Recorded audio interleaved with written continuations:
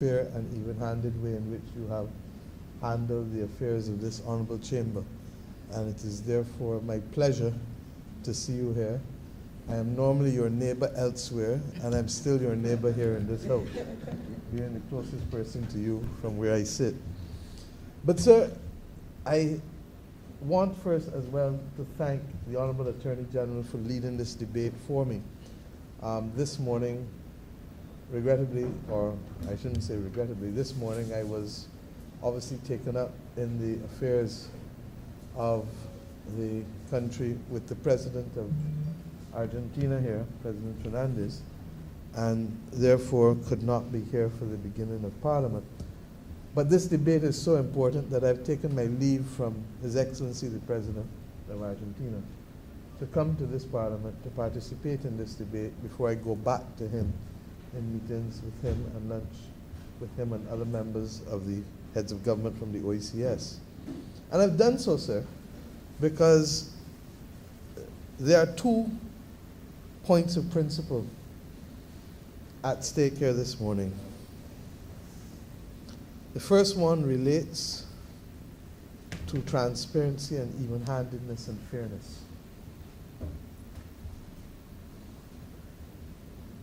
In 1950, this Parliament passed the Adult Suffrage Act, Universal Adult Suffrage Act, led ably so by the father of our democracy, the Right Excellent Sir Grantley Herbert Adams. And that removed from us the awful spectacle of a person only being able to vote if they had property. I want to repeat myself, that in this country, there was a time when you could only vote if you had property. And given that the majority of our citizens had no property, it meant that in every election prior to 1951, the majority of Barbadians did not vote in this country. Mr. Speaker, this is not even 71 years ago. This is 70 years ago. 70. Think of how many people in our own families we know that are 70 or over. I still like to feel that I'm young, although every time I look at the gray hair in my head, I'm beginning to understand that that is a figment of my imagination. But I want it always to be a reality of my body, to continue to be young, and my spirit. But the reality is that for a small country such as ours that is recently independent, the ability to have every Barbadian have the right to vote is something that us young ones take for granted. But Mr. Speaker, 70 years ago, 70, it was not our reality. In those days, when they passed the legislation, they settled on the age of 21 as the age of majority and the age from which people could vote. And that remained the case for many years until, like with other things internationally, the age was dropped and reduced to 18 years old. The anomaly, however, existed that even though you could vote for someone at 18, you cannot serve in either House of Parliament unless you're 21 and over. And typically speaking, sir, a continuous approach of reform of our laws and constitution would have led to this being one of the main areas that was changed. Indeed, sir, I believe the work that was done when I was Attorney General, ably led by the then Chief Parliamentary Counsel, Madam Shirley Bell. I didn't give notice to call her name, but I apologize, sir. and I will call the other names because I'm not using them in a manner that brings any disrepute to their honor. In fact, it is the opposite. Sir Roy Marshall, who was my then advisor as Attorney General, who was a Vice Chancellor of the University of the West Indies and of the University of Hull, and the first, I think, colored chairman of the Commission of Racial Equality in England, in the United Kingdom. Professor Keith Patchett, who was then the advisor as well to the chambers that I led, the Attorney General's chambers. But so Professor Patchett was the first dean of the law faculty at Cave Hill.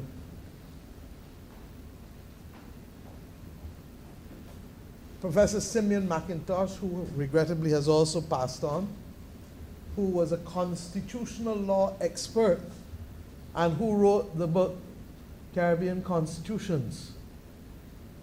That was his specialty, day in, day out. Mr. Hal Gollop and Mr. Teddy Griffith, who was the Law Reform Commissioner at the time. Not Teddy Griffith. Mr. Griffith is Teddy Griffith's brother. I forget his name now. That is the sign of the body not being as young as I would like, and matching the gray hair in the head. But they were the ones who sat for months, and we went through systematically the preparation of a draft constitution bill that excluded 2 or 3 parts that required the then Prime Minister to give policy directions on for us to go any further. I go into this point, sir, because the Barbados Constitution has not had that kind of serious review and amendment since the passage of independence. And even though we have taken it as our own and passed it as our own in the last Parliament, as one of the last acts of the last Parliament, we knew then that it was riddled with things that would not perhaps suit us in this third decade of the 21st century, some 55 years after the passage of the initial Constitution. Unlike others who believe, like the Republican Party in the United States of America, that a constitution is a statue to be looked at and never touched, a constitution simply, as you know, Mr. Speaker, must relate to the reality of the society within which people are functioning. And it is that supreme law that should tell us how we should govern ourselves, and more importantly, not just about the role of government or the structure of government, but the role and structure of our governance as well. It is against that backdrop, Mr. Speaker, that we believe that to allow the Constitution to remain irrelevant to the conditions of our people would be to reduce the value of the Constitution in ordering our societies and ordering our nation states to being able to do the best that we can by our citizens, for our citizens. And Mr. Speaker, I am ever conscious these days, and I say it all the time, that this Parliament has been used as an instrument of oppression for too long in its past, and must equally now be a tool of empowerment for our people. To have a young man or a young girl be able to vote in an election, but to deny them the right to vote for themselves by being a candidate in the very same election is wrong. And where we see wrong things, we have a duty to correct them wherever possible. In this particular instance, it has been triggered by the desire of my government, yes, to appoint a young man who we believe has tremendous skill and ability to share a perspective for that category of person in our society who, though Barbadian and young, do not necessarily feel as though they are engaged in the major discussions of our nation.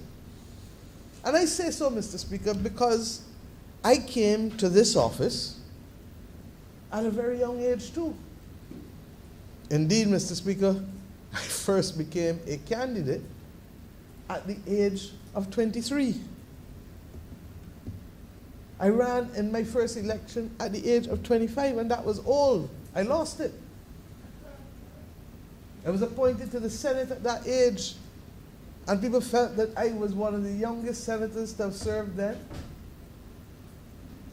And what I learned by participating in the Senate, I maintain, is largely responsible for my own career in public life, because in the Senate, as one of two opposition senators, I had to be prepared to speak on any and all matters that came before the Honourable Senate.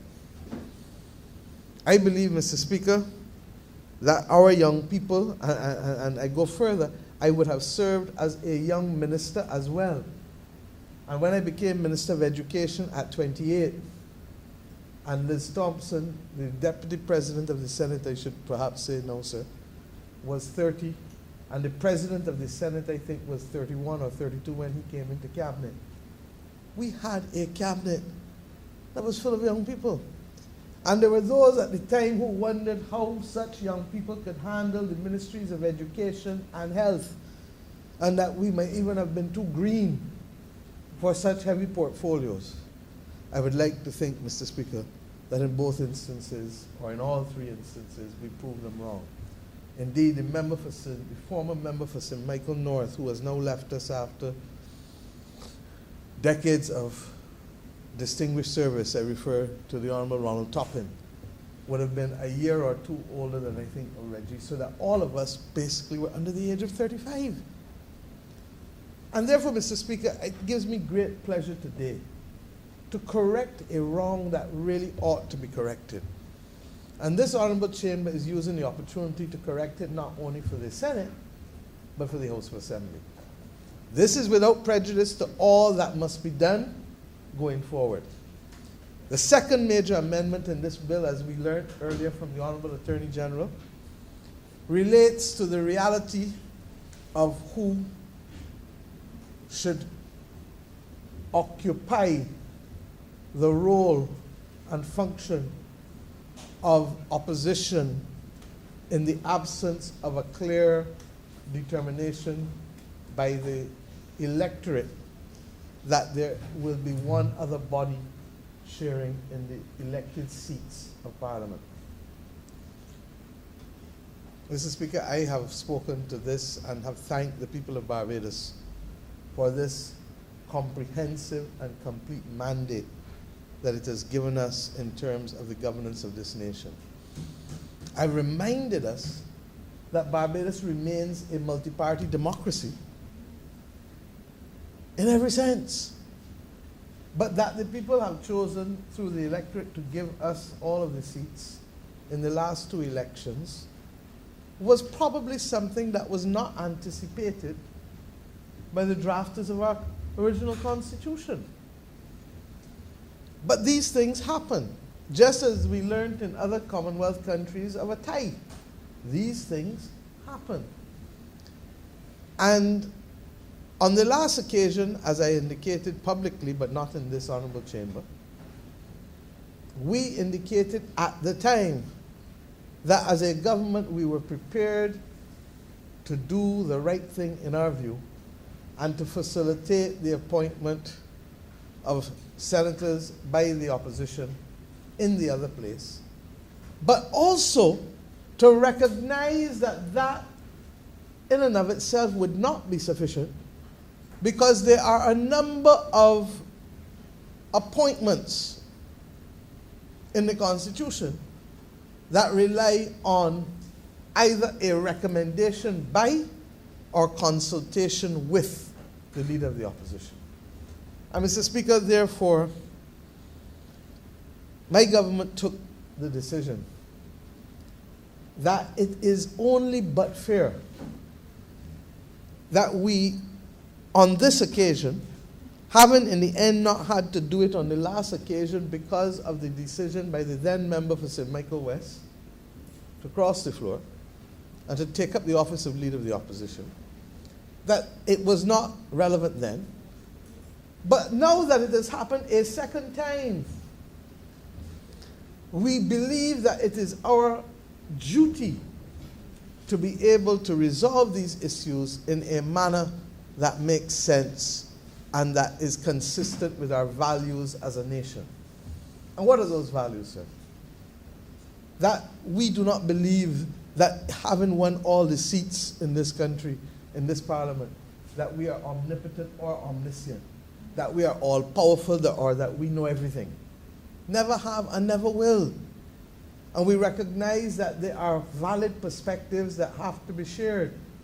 And that is why we are taking a position, even in the structure of this parliament, and I trust that the Standing Orders Committee will get to its business as a matter of urgency, that there ought to be standing committees that will lead the engagement of this parliament with the people of this nation, in spite of the fact that they have elected representatives in here.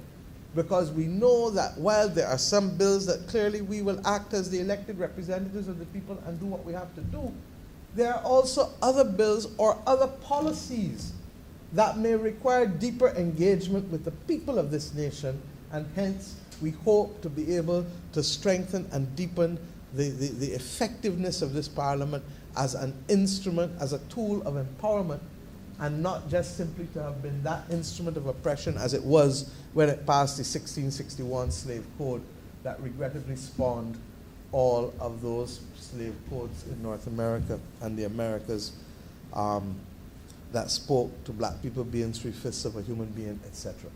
That is the legacy of this parliament. But we have chosen as current members to change that legacy. And the legacy we want to leave is one that empowers our people and that gives them opportunities that are fair, and that even when, as we have in this particular instance, a situation where no elected member has come to be voted from any other party, that this particular amendment says, go to the political party that has the second highest votes or the highest votes that was not elected as the government, for want of a better reference. And if they say no, then you go to the next. And if they say no, you go to the next. And if they say no, then you go back to the exercise of discretion by the president, or in that particular case where it is to be exercised by the prime minister. Now, why is this important, sir? The Democratic Labour Party is over 65 years old and has done well by this country during its life. I trust and pray that it will do well by this country in its future again. But what cannot happen is for us to ignore the reality that they have a role to play. If they choose not to play it, that is a matter for them. But I trust and pray that they will understand that this goes beyond the politics of the day, and that this goes fundamentally to the strengthening of our democracy. I do not believe that any prime minister should have the right to choose all 5 members of the Electoral and Boundaries Commission, however so constructed.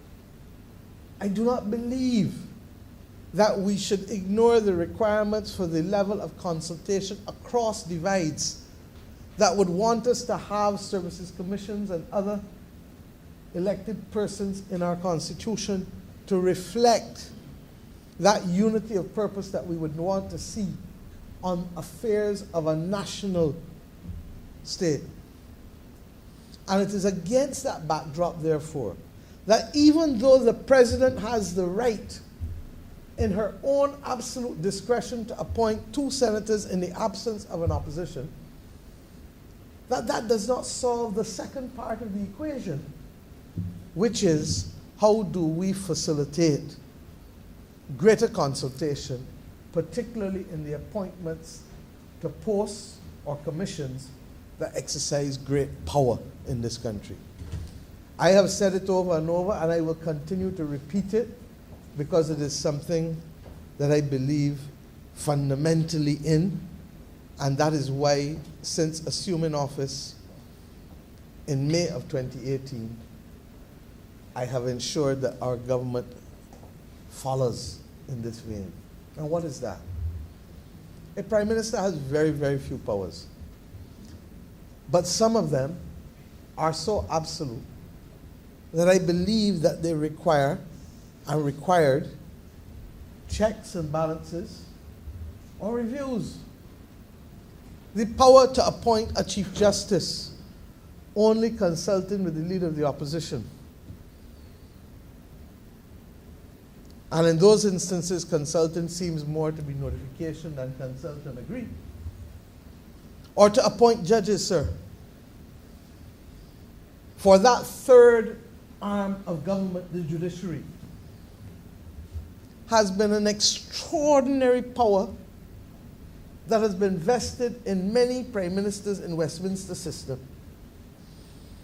And one of the first things that we did as a government is to say no. Even though the right ultimately vests in the prime minister consulting with the leader of the opposition, impose a mechanism in there that allows for greater transparency and participation by passing legislation to guide judicial appointments and having a judicial advisory appointments committee established that is comprised of a former Chief Justice, a former President of the Caribbean Court of Justice in this particular instance, a former judge, a representative of the Bar Association, and a lay person. So that all of the judges appointed as well as the Chief Justice since coming to office have been done not because of any arbitrary position or exclusive position taken by me as Prime Minister, but have been done as a result of the advice of that Judicial Advisory Appointments Committee. Mr. Speaker, no Prime Minister before me has diluted their power of appointment of members of the judiciary or of a Chief Justice before the deliberate passage of that legislation by this government. And I say so because when we met in Bay Street on the 27th of May, and when I spoke recently at State House for the reappointment of members to this government, I made the point then that we will treat sensitively and carefully the mandate given to us. And that while we understand that Barbadians recognize that the times in which we live require strong mandates, they also know whom they can trust. There's a young man who wrote in today's paper with whom I was truly, truly impressed. 19 years old, a second-year law student, I believe. And he made the point that the numbers in opposition clearly do not determine or are not sufficient to stop a government from doing nonsense. And that if you look at the 2013 Parliament, Mr. Speaker, it was the strongest ever opposition in the history of this country. But it did not stop the last government from signing Cahill documents.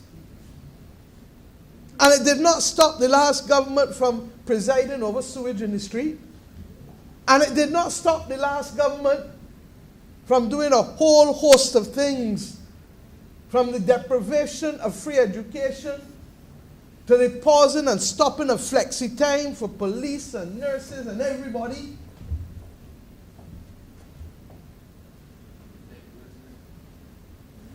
Didn't stop the last government from running all of our infrastructure down to the ground, all of our equipment and buses down to the ground and leaving people in the country exposed to the elements and not being able to get home. It didn't stop any of that in spite of the fact that they were in breach, in my view, of the Central Bank Act. It didn't. So that the mere presence of an opposition party in Parliament does not guarantee that a government will not do foolishness. And the corollary of that is that the absence of an opposition does not mean that a government will do foolishness either. And in fact, I stand here proud of the record of this government over the course of the last almost 4 years, whether in the first term or in this new term. But I stand here prouder because we have come to do the right thing. And there are many who have called me and continue to call me by the day and said, "Are you an idiot? Are you a fool? Why are you giving people a whip to beat you?" Principles only mean something when it is inconvenient to stand by them. And Mr. Speaker, it is to my certain knowledge that during the course of this term, there are a number of appointments and a number of commissions that will come up for reappointment. And I believe that if we want our young people to be agents of fairness, if we want our people in a society not to discriminate against each other, then the two principles that these constitutional amendments speak to are vital. Non-discrimination on the basis of age and inclusion on the basis of relevance and participation, because the Democratic Labour Party and other political parties, even though they did not win the election, received support from citizens of our nation and residents of our nation. And those citizens and residents have a right, in my view, in a restructured parliament and in a restructured Barbados, to have their voices heard. Now, can we do the restructuring of the Constitution and the Constitutional Reform Commission overnight? No, we can't. And so much so, Mr. Speaker, we've said to people that we want to do it in a measured and transparent way, and that rather than just simply bring the new bill and give it to everybody and say, read it in the next 2 months, and you've got 2 months to talk about it. They said, no. Break it down, Mr. Speaker, as it is now in chapters. The first set of chapters, the declaratory provisions and the fundamental rights and responsibilities. Spend 4 weeks, 5 weeks, 6 weeks talking to the country about it. Have an aid memoir prepared on it. I hear others complaining that there's no explanatory memorandum to this bill, but let us start. You don't get explanatory memoranda to every bill. And this is really a 2-clause bill. This is a 2-clause bill. Doesn't need it because it is self-explanatory. But when we start dealing with the full Constitution, section by section by section, role of governance, role of government, the role of the public service, the role of the Electoral and Boundaries Commission, the role, I hope, then of an Integrity Commission. All of these things ought to be captured in there. And we're going to take the country through it. And if it takes us 12 months, 15 months, 18 months, it matters not. Because that is where the real consultation comes. Not in determining whether a Bajan should be a Bajan head of state. And all we're doing is to try to do these things in an orderly manner, but recognize that some things can be taken out and dealt with as a matter of urgency and form. And we've done that. Others don't necessarily agree, but we have made the determination that this is the way in which we feel we should govern appropriately. And in particular on this issue as to whether opposition interests ought to be reflected in the Parliament and by extension in the decision-making of appointments to constitutional positions. I hope, Mr. Speaker, that this makes it abundantly clear that this government is doing this because it is the right thing to do, both for purposes of non-discrimination on the basis of age and for inclusion in terms of voices who have a legitimate right to be heard and to be represented in our nation, even if not in the lower house. And there are reasons for it. In the upper house, they can't vote on money bills. So the public has already determined that they don't want them to vote on money bills because money resolutions, sorry. They can only vote on bills that speak to the broader thing, but they have no role in terms of taxation and the Committee of Supply, as we would previously have called it in this honourable chamber. And that's the right of the public to determine those things. But as to the broader construction of Parliament, we also can create a place for them because we feel that it is the right thing to do. And let me end on this one point, because the second, I talked about one instance in where I reduced the powers of the Prime Minister with the Judicial Advisory Appointments Committee. The second instance was in the appointment of the head of state. Because hitherto, a Prime Minister would appoint a Governor General. You consult and tell the leader of the opposition, this is who you plan to appoint, and that's the end of the matter. That's how every previous Governor General in Barbados has been appointed since 1966. Every last one, by every previous Prime Minister. And I said, no. As a child of independence, it does not sit well with my soul to have one person elect a head of state, just as it does not sit well in our soul to have a hierarchical head of state, a hereditary head of state, sorry, in our midst. Because that's not who we are. And we believe that people are recognized and each have the dignity of agency, and each of us are born equal to each other. So we reduce that power of the Prime Minister with that respect. It is in this instance too I say no. Section 75, as currently drafted, still vests too much power in my office. And we are prepared to make these changes because we feel it is the right thing to do 55 years after the passage of that foundational document that is there now as the Constitution. So, Mr. Speaker, it is against that backdrop, therefore, that I have the greatest pleasure in seconding and supporting the amendments that have been brought to this honourable chamber. I have a number of engagements still with His Excellency, the President of Argentina, but I believe that my participation in this debate to set context such that the people of Barbados understand why we are here and what we are doing, especially since the language from the President, the acting President of the Democratic Labour Party, was basically to tell me to go and fly a kite. And if I was a weak person, I might listen to that. And if I was a person that did not believe in principle, I might even listen to him. But this goes beyond him. It goes beyond me.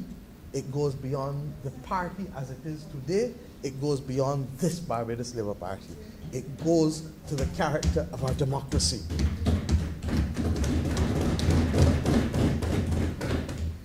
And we have a responsibility to do the right thing when it presents itself. And I hope that this will, in and of itself, also be a learning moment for those of us who have been given much and for whom there's a wide space in terms of what you can do and not do. But we know from the biblical injunction that to whom much is given, much is expected. And we teach our children that in Sunday school every week. And for us, therefore, to come into this honourable chamber, to know that, to teach it, and to reject it would be the wrong thing. And I therefore ask the honourable members, and I'm conscious that there are some new members to this honourable chamber. And Mr. Speaker, I hope that I will be here to catch all of the maiden speeches, but if I'm not, I intend to listen to them through the technology that is now afforded to us.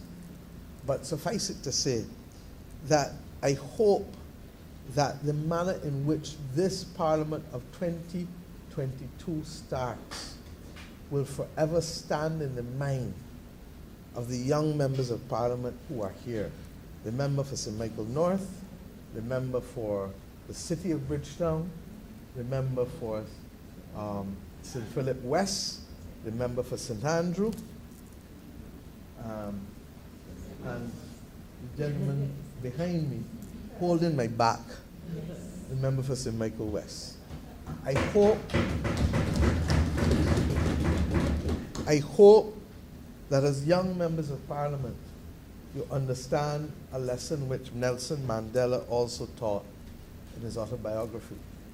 That very often, even if you are in a battle with somebody and you can beat them, you must never seek to obliterate them, to embarrass them, or to reduce them to the point where they are incapable of having a sensible and humane relationship because they feel that they have been so ostracized and excluded from participation.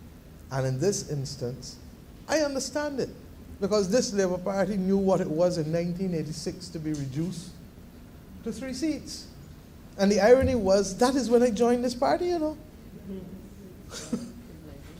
When it was being accused of having only 3 blind mice. And I learned lessons then, just as I hope that you will learn lessons now. And that we recognize that there are obligations on us that go immediately beyond what is apparent in most instances. In this instance, it is to stabilize the decision-making process in this country.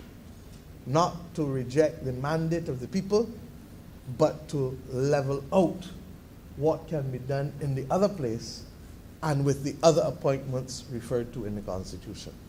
And finally, as I said, to make sure that the simple principle that if you are old enough to vote, then you must be old enough to vote for yourself too, and hence participate in the Parliament of this nation.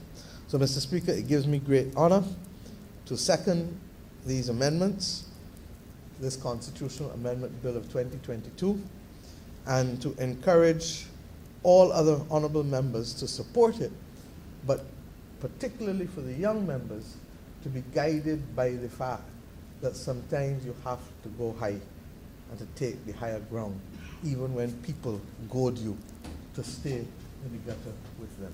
I'm obliged to you, sir.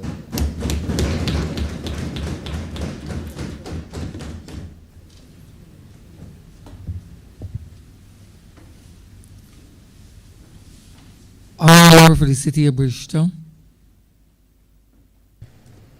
Thank you, Mr. Speaker. I am aware that I am making this speech just before lunch, always a dangerous place to start. But with that in mind, I shall continue and try to keep it as brief as possible. Prime Minister, fellow members, good morning. Those in my hearing, good afternoon. Sorry. I want to begin by thanking Almighty God for the opportunity to stand here this morning and this afternoon in what is a surreal moment for me at this point in time. But I stand here humbly so, nonetheless.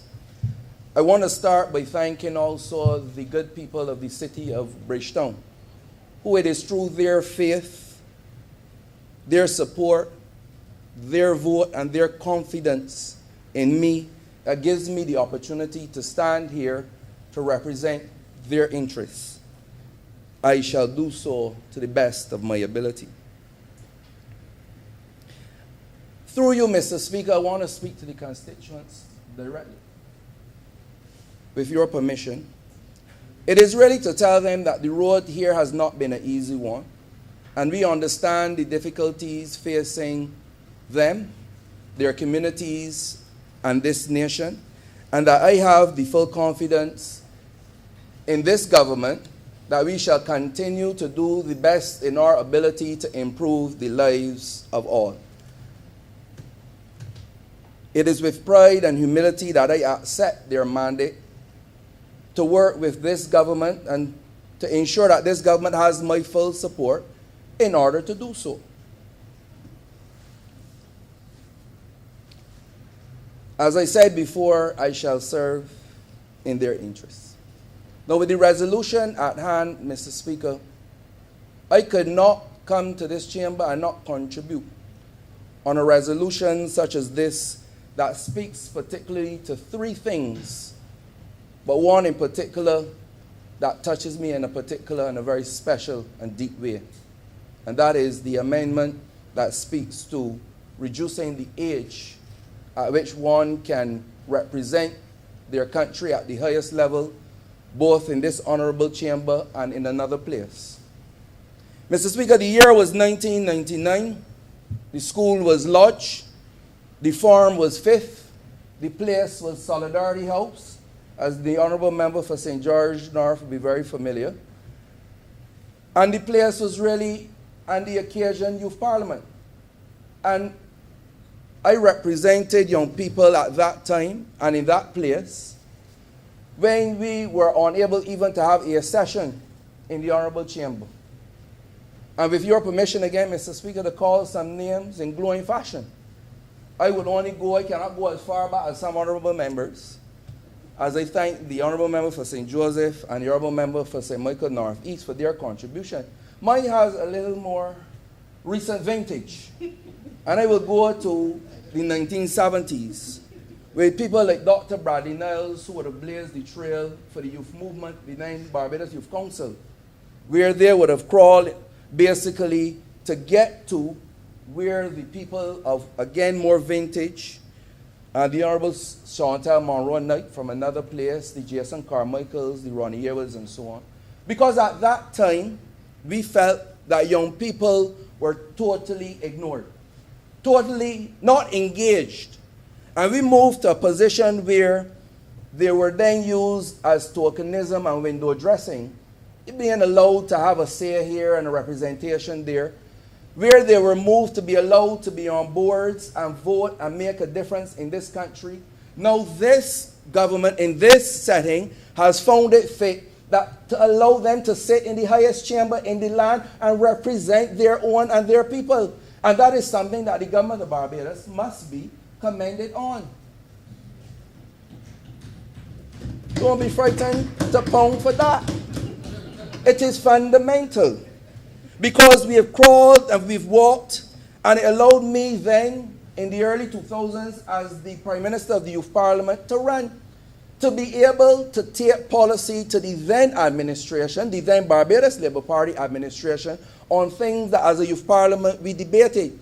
And we were heard, and we were allowed to make a contribution. And we've allowed then the trims and those that have come after to bolt, to fly.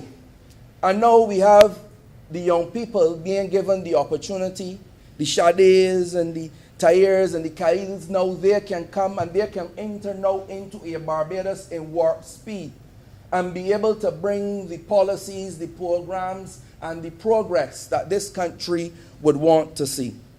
There was a time as a young man in this country, I felt that the one qualification that you required was a full head of gray hair in order to make a contribution in this nation. Now we have put that to rest and we have put that behind us in a way that young people in this country can be inspired and know that Barbados is theirs. They belong to Barbados and Barbados belongs to them. That they can make a meaningful contribution in this Republic of Barbados. And that is something that I am so proud of today.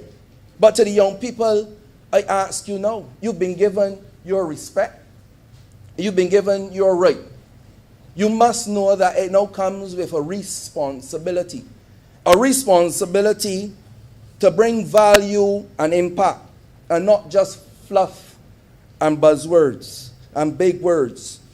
It is now your responsibility to show up and to show up. To arrive and to do. Not arrive and slouch and say, I have arrived. But to ensure that everything that you do is to the interests and the best interests of this country, Barbados. To grab this opportunity with both hands and to go forth and be substance over form. The record must state, though, however, the first time that this was mentioned to me, I had my own reservations. When we look at the other place, we know that you have the opportunity to represent interest groups. And I do believe at 18, someone can represent an interest group called youth. When I think about the House of Assembly, though, and carrying the weight of a constituency, I had my own reservations.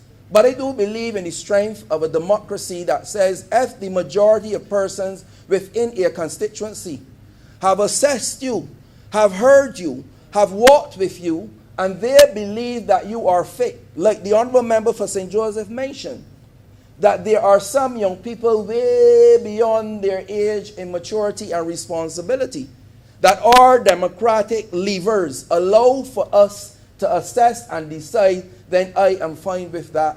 Who am I to stand in the way of that? And therefore, I can now give this amendment my full support. For me, it is the pride of my life to stand here not only to witness, but to participate and be part of history.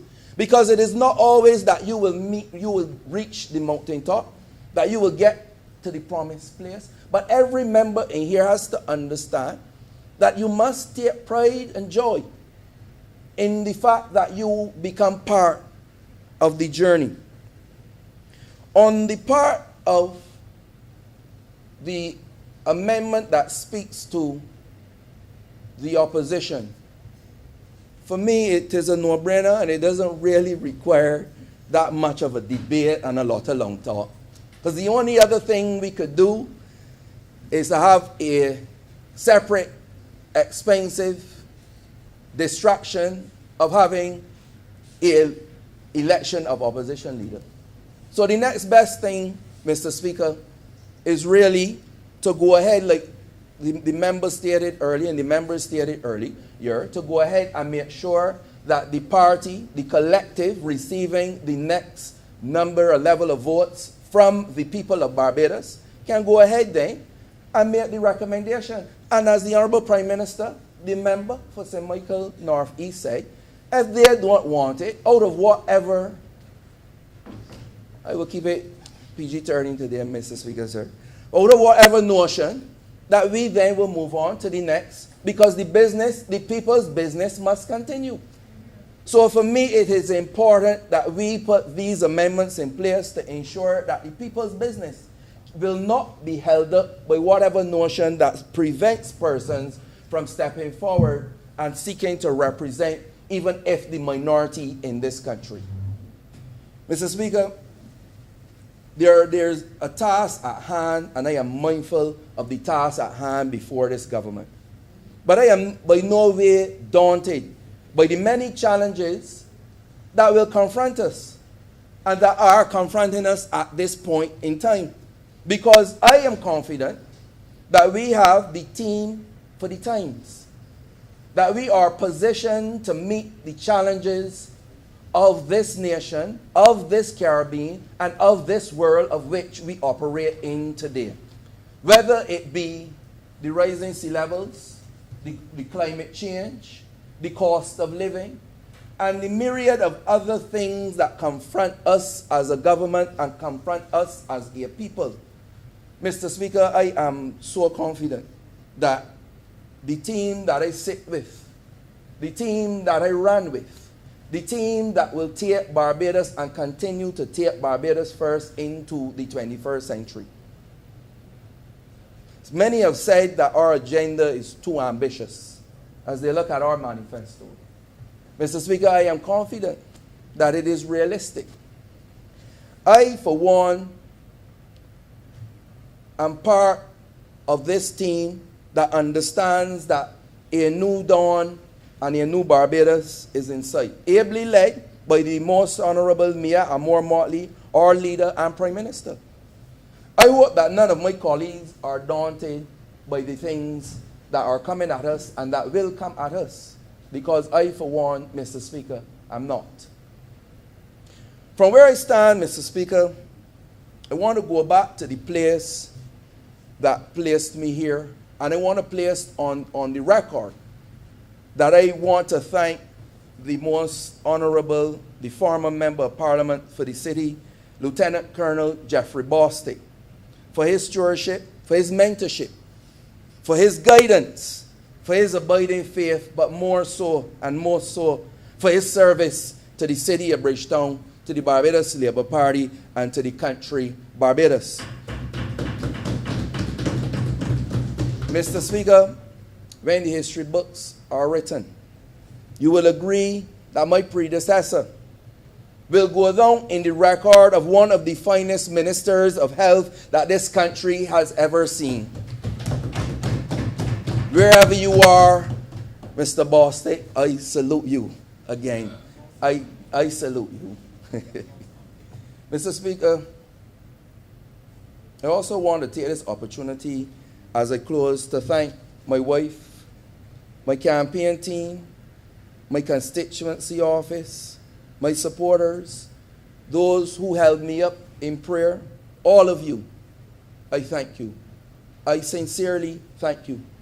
To the people of Barbados, I urge you to steer the course, to hold on to the values and ideals that have made us Barbadian.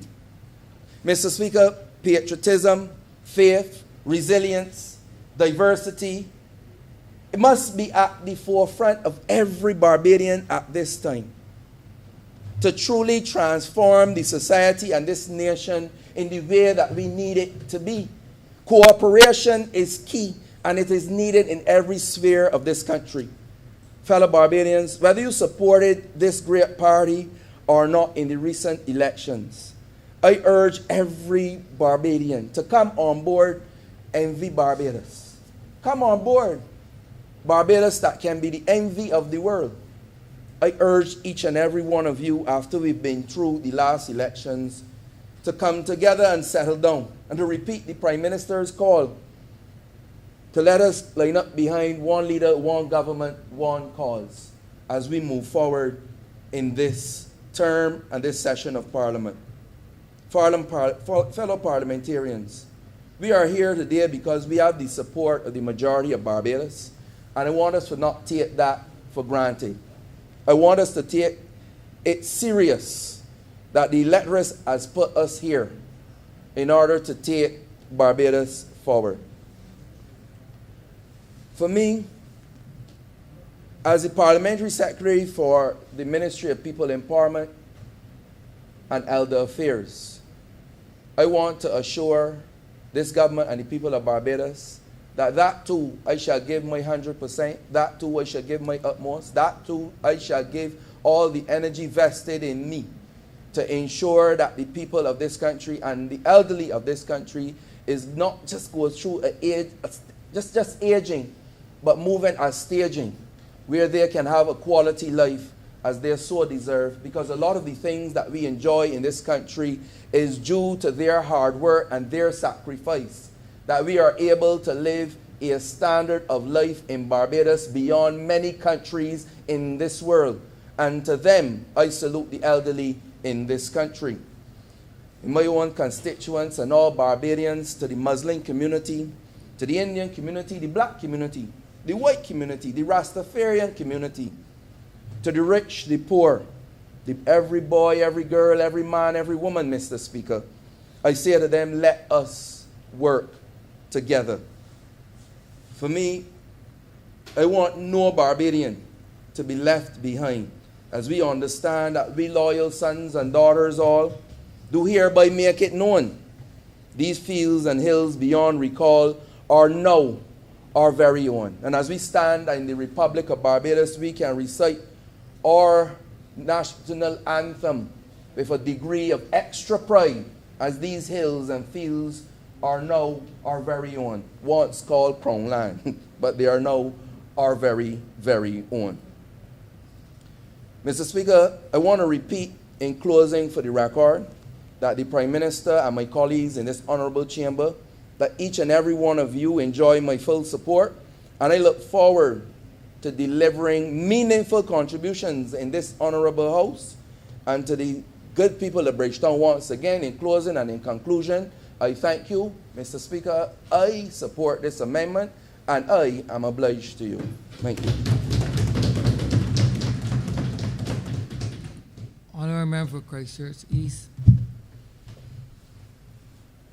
Mr. Speaker,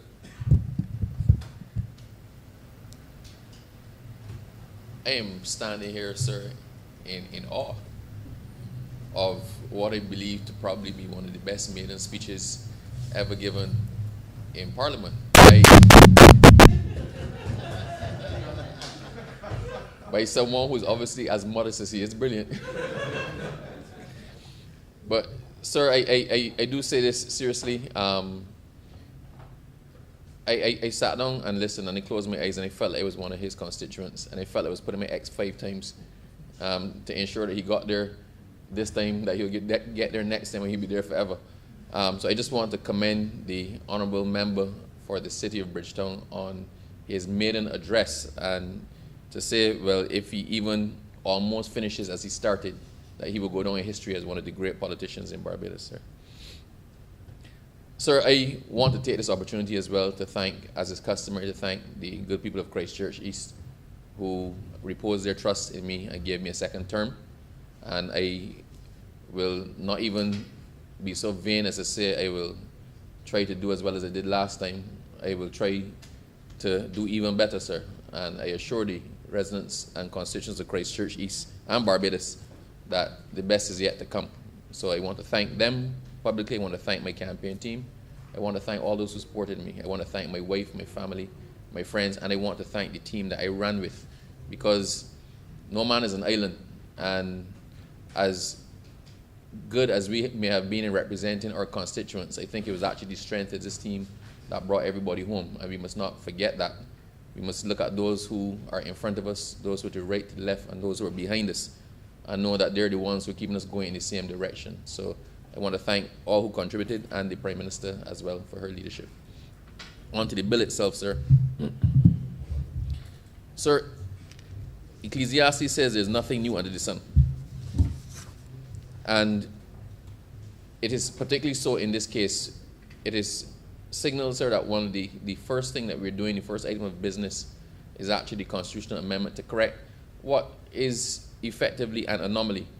And people often question why we do things. The Prime Minister is fond of saying that there's no wrong time to do the right thing. And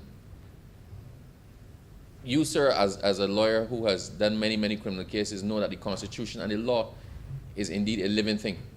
The Constitution is a living document. It cannot be static. It's meant to embody the rights, obligations of government towards the citizens towards each other as they stand at any point in time. But those rights and obligations, and even the fundamental rights, change or they evolve. If the Constitution was to stay static, then we would still be slaves.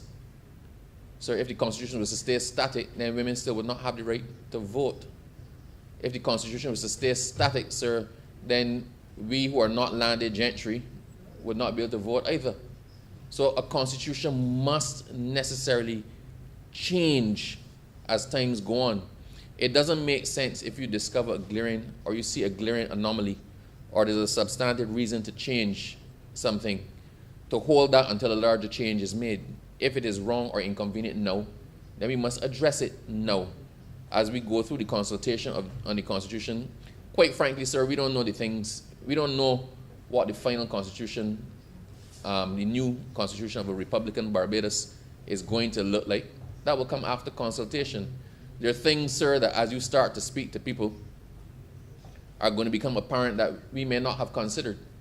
It is apparent, sir, that when the Constitution was framed, that the drafters did not consider properly a time such as this. It factored in their contemplation, but in terms of digging down to the nuts and the bolts and to the granular level at what the implications are, then that was not done. And quite often it's only when you are in the situation that you can fully appreciate what needs to happen. So having identified that there was an issue, an anomaly, sir, then what do we do with it? It makes no sense. I'm a man of action, sir, as are you, as is the Prime Minister. It made no sense to wait indefinitely and perpetuate what is effectively a flaw in the Constitution that we have identified and that needs to be rectified now to accommodate certain things. It makes no sense to wait until we go through the whole consultative process on the new Constitution when we've already identified that one. And quite frankly, there may be other little adjustments to the Constitution that may be made pending the redraft or the drafting of a new Constitution. Now, sir, why this is important, and this discussion about the youth. The Prime Minister and the Honourable Attorney General have already spoken in detail about the provisions to accommodate an opposition or opposition picks in the Senate. And I will just say briefly on that, sir. Everybody has their own agenda.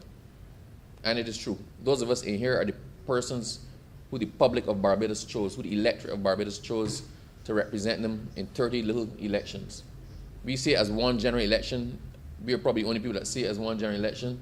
But quite frankly, sir, for those who are actually contesting the seats, you know that you're fighting for your future in your constituency, as the Honourable Member for the City of Bridgetown was fighting for his in his.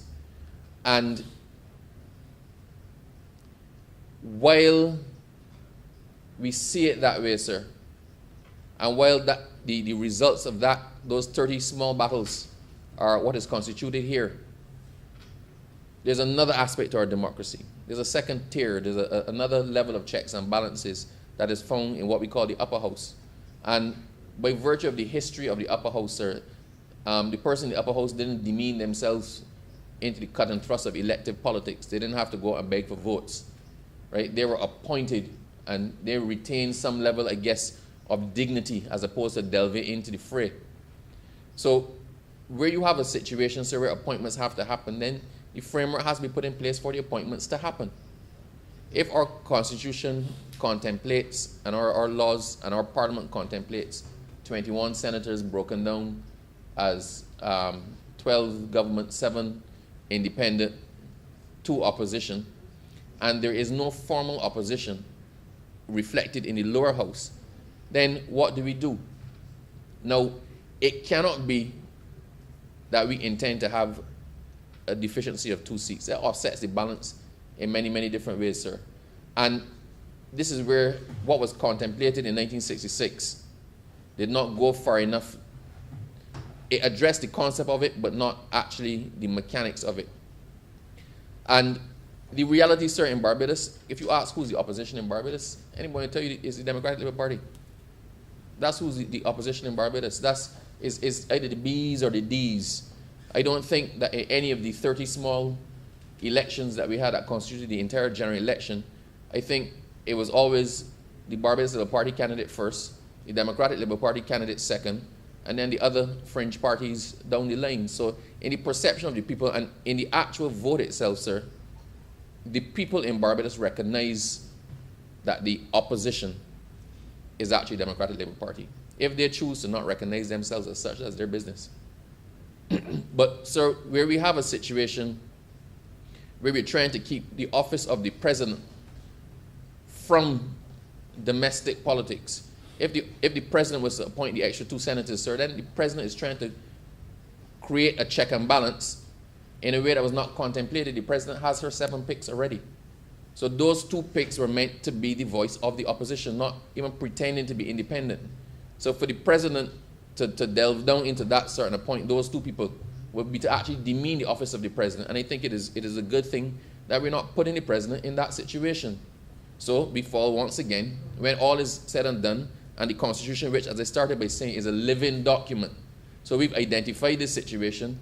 It came up last election. It was corrected, for want of a better word.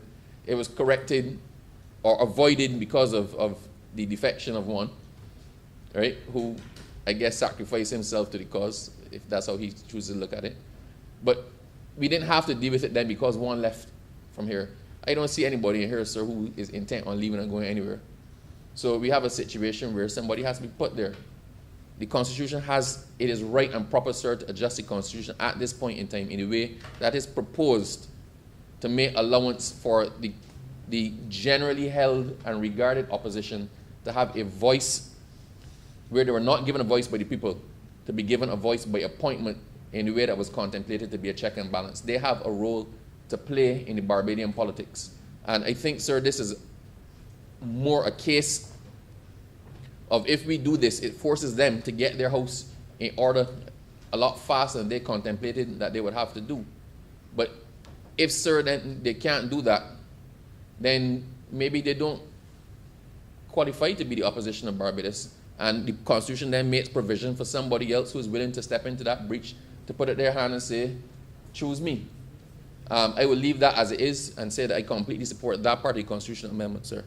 Now, with respect to the age for representation in both houses of Parliament, an interesting thing happened this election, sir. This election was a young people election.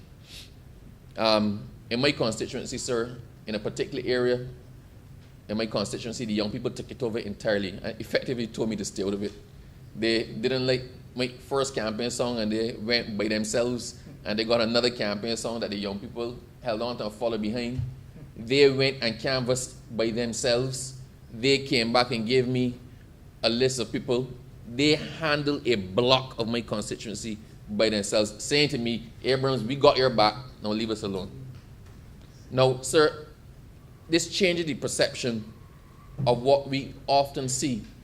A lot of us, well, not us, I never did, a lot of people wrote off the youth as they're a lost generation, they have nothing to say, they don't deserve a voice. That is not a position I've ever held, and it's not a position I hold now. Now, if the young people deserve a voice, at what age do we give them a voice? At what age do we say that you are now old enough for us to properly recognize you? Now, I'll call the name because it's in wide circulation, Khalil Kofdewala. He's an exceptional young person. I have followed him for a while. I've heard him speak many times, not always politically. I've seen his writings in the newspaper. He is an exceptional person. The worst thing we can do is stymie people from reaching their full potential when they have something to offer. For us to deny young persons who have something to offer the chance to offer it at the highest level where they are otherwise qualified to do so, except by age, sir, is to deny them and probably to hinder us and our progress as a country. Where's the magic of the age of 21? What's the magic of it? We have a situation, anomalous situation in Barbados, sir, where there were many different ages for many different things. There was the age of criminal responsibility at one time was at 12 years old. Then there's that gray area between 14 and 16, the young person's defense on the charge of rape. There's the age of 16 for the age of consent, but you can consent to have sex, but you can't get married until you're 18 years old. You can get married at 18 years old, but at one point in time you still couldn't inherit property until you're 21. Right? And these ages fluctuate. You can buy alcohol. Until recently, you could have bought alcohol at 16 years old, but you can't buy cigarettes at 18. So why allow me to choose my poison as being alcohol, not cigarettes? So there are too many ages and age disparities being juggled in our legislation, and we need to bring it all in line. It is actually confusing. It's confusing for young people. I saw a young person this Christmas, and they asked me for a drink. And they said, Skipper, how old are you? And he said, 17. I said, nah, Skipper, you can't drink. You want to get me arrested? He said, Abrams, you could buy alcohol at 16. I said, no, you could have bought alcohol at 16. You no longer can buy alcohol at 16. So I might have bought you a drink a year before, but I sure as hell can't buy one now. But it is something that we need to decide firmly, what is the age at which we accept somebody as an adult. Now, I'll tell you something else, sir. I had cause, so I have 30 godchildren. So godchild number 30, for whatever, you don't know who she is, but you know the most recent one, she's a youngster, and I saw her with her sister who is 7 years old a couple of days ago. They came to visit me. And the 7-year-old child, I thought I was bright at 7. But sir, next to this child, I didn't know nothing. I used to read comics at 7 years old. I read what you put in my hand. But those children have the internet.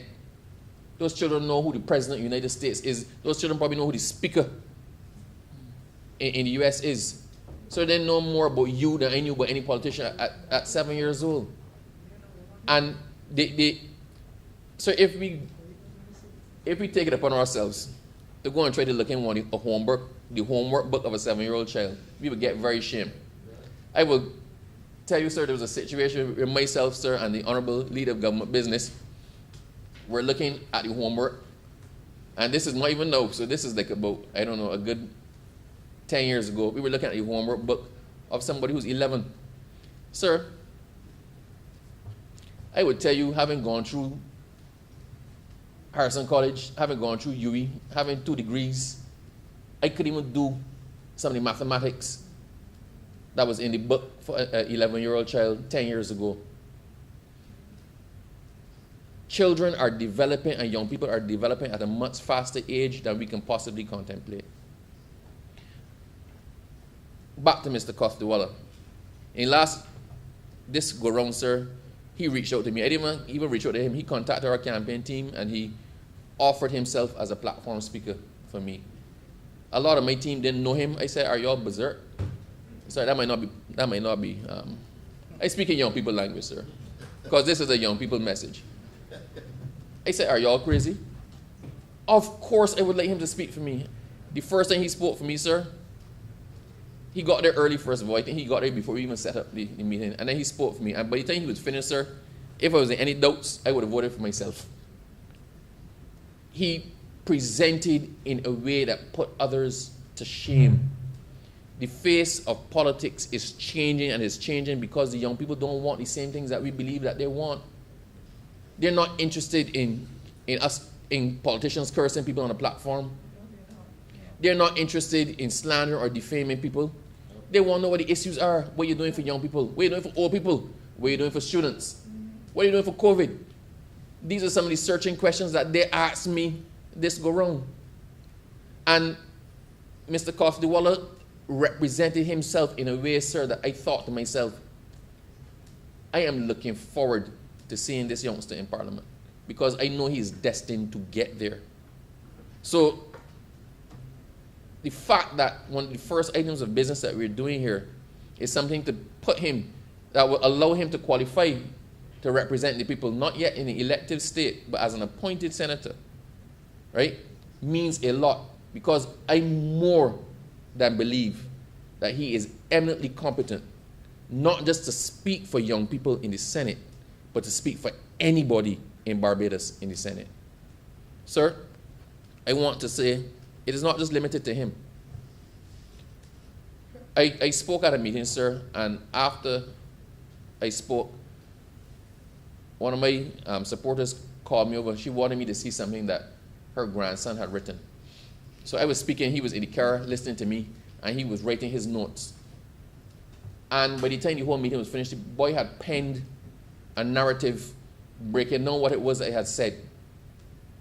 And he's 14 years old, sir. His name, and I'm saying it because I have the permission of his mother to call it, and because it's being said in the most complimentary way. His name is Marquand Gittins Gay. Marquand gave me an analysis of my speech that gave me cold bumps, sir, at 14 years old. I didn't even know Marquand is one of the quietest children you could ever hope to meet. He is a shy boy. I did not know he had an interest. I thought he was being dragged there by his mother, right? When he gave me that, I was stunned. So I asked Marquand, do you want to speak on a platform? I fully expected this boy to say no. And he said yes. A 14-year-old boy, sir, ascended a platform and spoke on my behalf. And when he was finished, a number of people in the area that he spoke in Southern Heights, a middle-class area. A number of people in the area he spoke came out to ask who was that boy that they heard. And told me how proud they were that I actually gave young people a voice. He was not dry kicking and screaming. He wanted to do it. Our young people want to play their part. Our young people want to get involved. Our young people want to be a part of that change that we're bringing to politics in Barbados, sir. And I think for anybody to try to stop what is a positive wave of young people will be to do Barbados a disservice. I started by saying, sir, that there's nothing new under the sun. And if I may, sir, read from the extract from the House of Assembly debates, Tuesday the 14th of December, 1971. This was a resolution to reduce the age of legal majority from 21 years to 18 years. The Speaker was Mr. Adams. The Right Excellent GM Tom Adams, sir. The Most Honourable. And it says, the Right Honourable. We all, sir, know who I'm speaking about. Mr. Speaker, I rise to move the passing of a resolution which stands in my name, whose purpose is to seek to reduce the age of legal majority in Barbados from 21 years to 18 years. Nobody knows from what strange avenue of civil or common law the age of 21 years was fixed as the age of majority, the age at which a child will become a man or a woman, as the case may be. Sufficient to say that Barbados has inherited this as most countries have inherited it, and it has become part of our law, unchangeable except by legislation. For some time, persons all over the world have argued that in these days, as educational facilities are increased, as international communications and intranational communications are expanded, so that the experience available to a youth or a girl of 15 or 16 years may be greater than the experience available to a woman of 60 or 100 years. In Barbados, you may vote at the age of 18. If a Barbadian goes abroad and becomes a resident of Great Britain or the United States, there are even circumstances in which they may become liable for military service. You're old enough to vote, you're old enough to work and to fight, but no provision is made for you to become an adult. And if you have the wisdom, I respectfully suggest to honourable members to exercise your franchise to put members into the House of Assembly at 18. You can have the wisdom to own property, to get married, and to carry out other functions as an adult. I do not want to be long over this resolution because I sincerely hope there are no honourable members who are so insensitive to the aspirations of youth that they will not give their support in this regard. Sir, I can't say anything more than that. The age of 21 was an arbitrary age.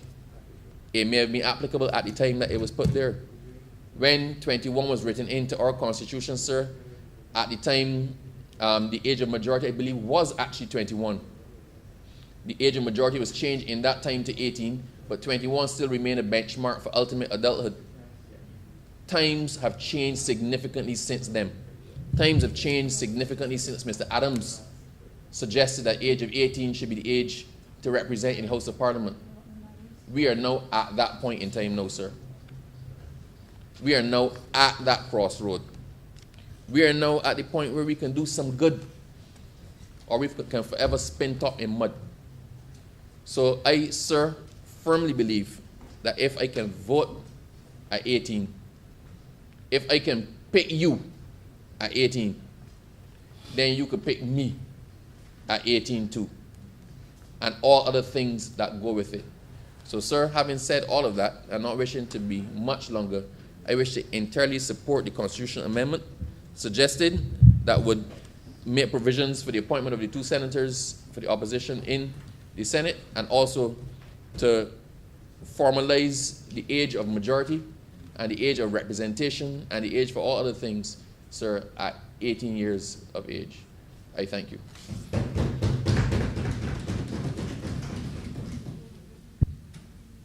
Honourable Member for St. John. Thank you, Mr. Speaker. We can break and come back. Honourable Leader, Government Business. Thank you, Mr. Speaker. I beg to move the suspension of the House until 2:30. Seconder, please. Please second. The question is that this honourable chamber be suspended until 2:30 p.m. All those honourable members in favour, please say aye. Those against, please say no. Meeting the ayes have it. This honourable chamber stands suspended until 2:30 p.m.